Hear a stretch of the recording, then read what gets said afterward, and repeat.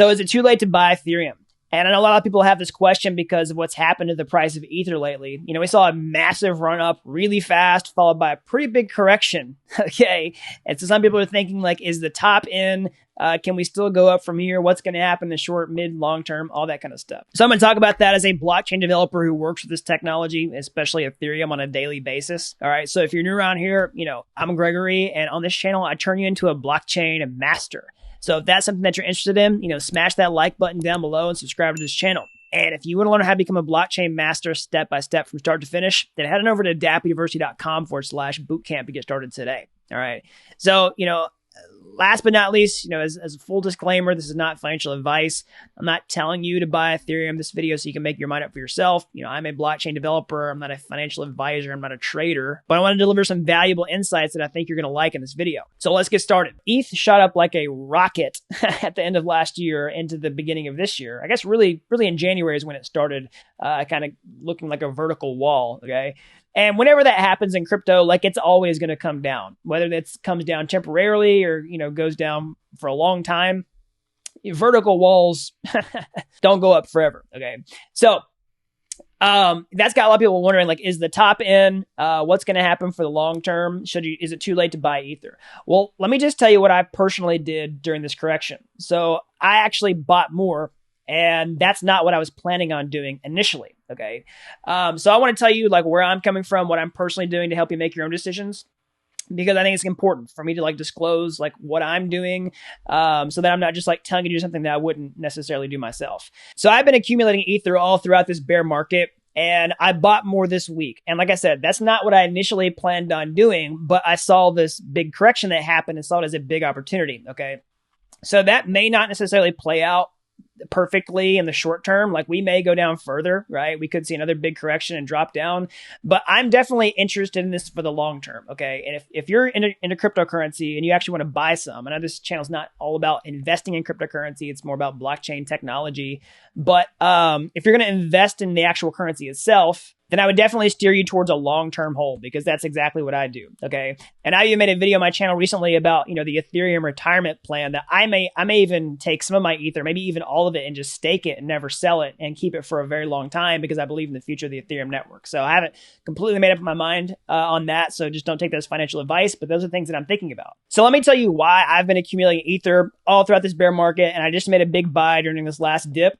Is because what are other people likely to do in the future, right? How do you really get rich off of an investment? Well, basically, you have to buy low and sell high and make a pretty big conviction bet. So how do you buy low? Well, you front run an opportunity. Okay. So I just hit myself with my cord here, but you have to front run an opportunity. So basically you have to try to think like, where is the herd headed? Where are the most people going to flock to? And how can you be first? And I think there's a big first mover advantage with Ethereum right now in terms of you, the investor, being a first move into this for the long term. Like I said, in the short term, you might experience some pain if you buy now. We could drop by 50% tomorrow. I don't know. Nobody's got a crystal ball. But if you have a low time preference, you think about Ether for the long term, like I do, then I see a tremendous upside compared to, other places you could potentially put your money in. So if you're trying to predict where the herd is headed, then I think Ethereum is a really good bet. So it has a ton of fundamentals behind it. And that's one of the reasons that I believe in this platform and actually the currency itself over the long term. And that's why I think they're actually highly correlated. I know people really argue and disagree about how do you value a cryptocurrency in the first place. Like it doesn't work like a stock. It doesn't work like a currency. Like it's this whole different category. But I think there's a high correlation with the actual utility of the platform, like the Ethereum network itself and the currency Ether. I think there's a high correlation for lots of reasons. Okay. So one is that you need Ether in order to do anything on the Ethereum blockchain. And there's a lot of activity that I think is going to explode on top of the Ethereum network. And there's a lot of news that's come out lately that I think is going to just pour gasoline on this fire. So I want to talk about some of those recent, news items that have come out and why I think we're just going to see a ton more demand for Ethereum in the coming months and years. Okay. And these are the things you need to understand if you're trying to answer that question for yourself. Like, is it too late to buy Ethereum? So the first big news item this week is the US government basically coming out with a vote of confidence for public blockchains to do a lot of different things with our current financial system. Okay, I'm going to talk about those right now. So basically, this was the office of the comptroller talking about this, okay? And there's an article in the Financial Times. So this is like, big publications, not just like some shady cryptocurrency blog, and actually, the real office of the comptroller of the currency. So this article talks about DeFi, basically. All right, they're coining this term self-driving banks. All right, and I want to make another video about this, so make sure you subscribe to the channel and check out that video when it comes out. I'm going to go more in depth, but I'm going to give you the highlights right now.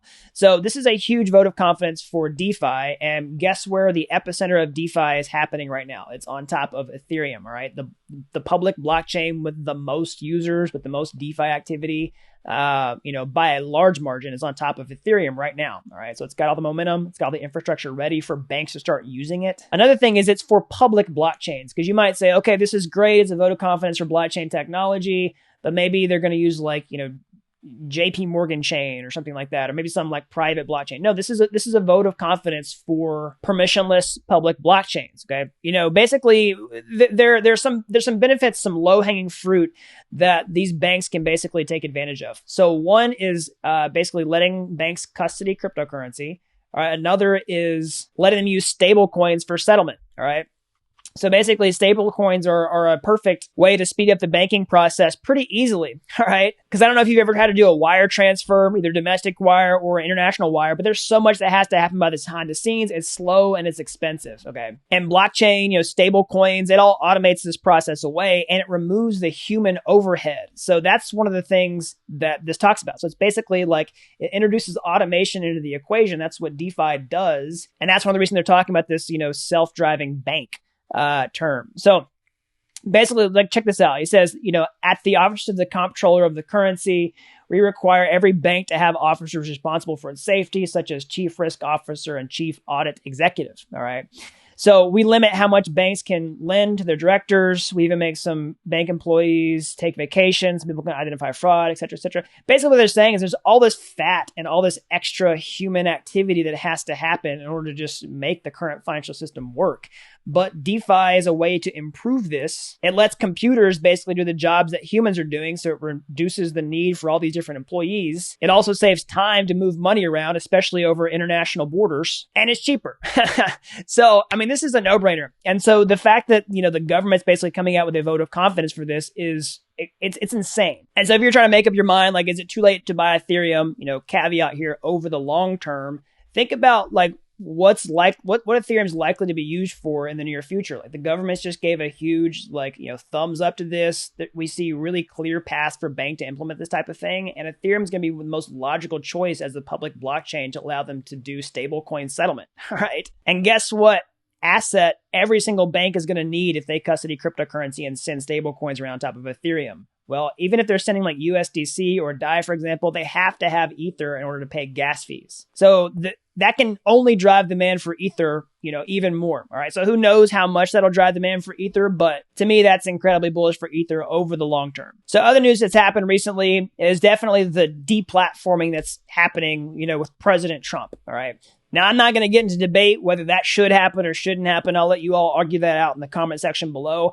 But I want to talk about what the market is going to likely desire soon. I think the market is forming a user base that is fed up with this, basically. That they don't like the idea that somebody can just be canceled and censored from a platform.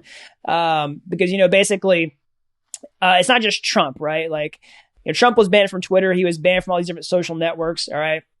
But also apps like Parler were basically, seeing threats from the app stores, right, if they didn't comply. And so, like I said, I'm not going to get into all the details, whether this is right, that's wrong, what's true, what's not true. I just want to look at the bigger picture and what does the market perceive and what are users perceiving and what are they going to demand in the future? Well, I think there's going to be a growing user base that demands a more censorship resistant technology where basically corporate overlords can't just pull a lever and completely deplatform somebody, cancel somebody. And so I think that's going to drive the demand up for blockchain technology because, we have the promise of creating a Web 3.0, right? A more censorship resistant internet, powered by blockchains. And, the financial use cases are way more developed right now. And it's much easier to do DeFi, do financial based activity on top of public blockchains, because finance is already a pay to play system and you can just pay,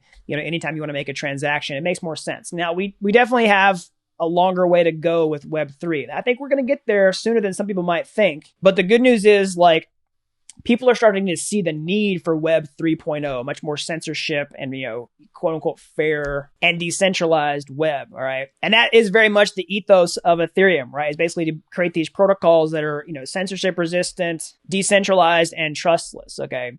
So, we've seen experiments with Web 3.0 social networks in the past, right? They face a lot of challenges that we're still trying to figure out. It's harder. To me, it's a harder nut to crack than DeFi is right now. But the fact that, quote unquote, normies are waking up to this and sense a real need for it is really bullish for blockchain in general, and also, to me, Ethereum in the long term. Okay.